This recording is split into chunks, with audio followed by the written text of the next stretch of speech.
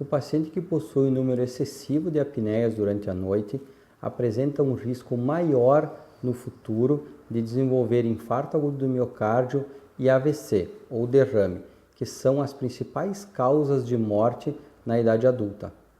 Os fatores que nos levam a pensar na síndrome da apneia obstrutiva do sono são o paciente que ronca durante a noite, a hipersonolência diurna, o paciente que está acima do peso, que apresenta um índice de massa corporal acima de 30 normalmente, o paciente que apresenta uma hipertensão de início recente sem uma causa definida e naquele paciente que tem um biotipo no qual apresenta um pescoço curto e largo, principalmente acima de 38 centímetros na mulher e 42 centímetros no homem.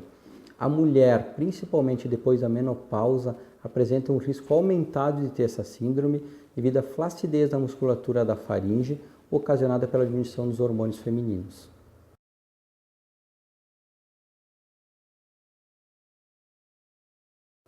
O diagnóstico da síndrome da apneia obstrutiva do sono é realizado através de um exame chamado polissonografia.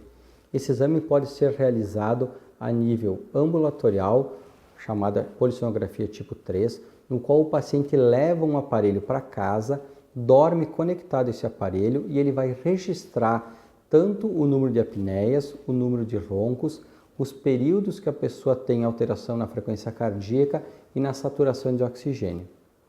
A nível de clínica, é um exame chamado polissonografia tipo 1. Ele é mais sofisticado, pois ele abrange a parte neurológica, onde é realizado, além dos parâmetros do exame domiciliar, a avaliação também dos movimentos oculares, dos movimentos do queixo, o eletrocardiograma e o eletroencefalograma, além dos sensores que detectam os movimentos de perna durante toda a noite. Esse exame é realizado no laboratório com acompanhamento de um técnico durante uma noite inteira.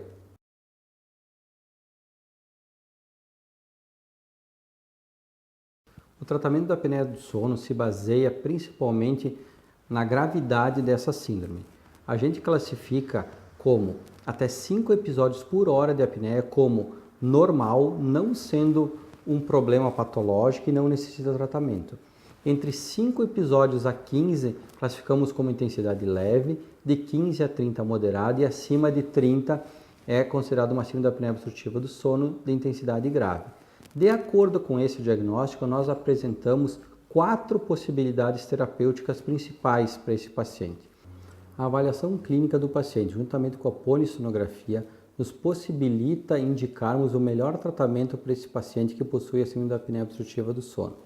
Esse tratamento pode variar desde o emagrecimento, passar por uma fonoterapia, um tratamento cirúrgico nasal ou de garganta, utilização de um dispositivo intraoral, onde um dentista vai produzir esse aparelho para auxiliar no tratamento, e o uso de um aparelho chamado CPAP, que é um aparelho utilizado para evitar essas apneias noturnas.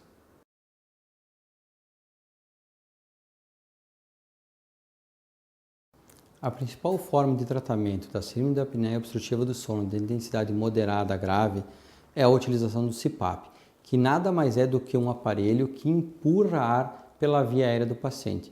Ele não utiliza oxigênio, não utiliza nenhum medicamento e ele simplesmente gera uma pressão de ar através de uma máscara que é acoplada no nariz do paciente e o paciente utiliza durante a noite esse aparelho.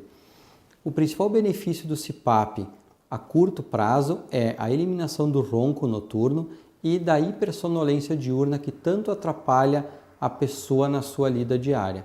A longo prazo, o principal benefício é a diminuição significativa no risco de infarto agudo do miocárdio e das doenças cerebrovasculares, que são o AVC ou derrame.